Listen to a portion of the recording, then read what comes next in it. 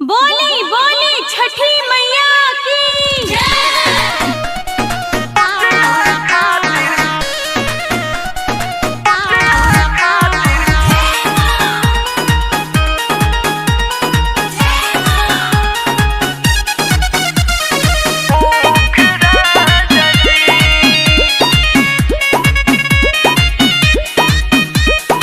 पहिला बेरा पानी सैया छठ उठावले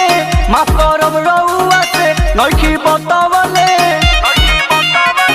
ए सैया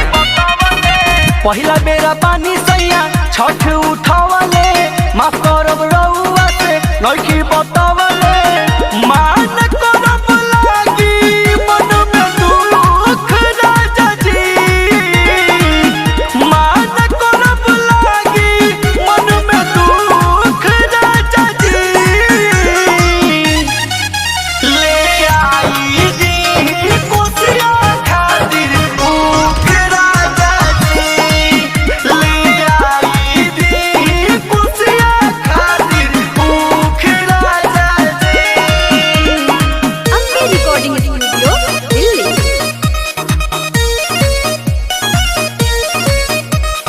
बोली बोली सूर्यदेव भगवान की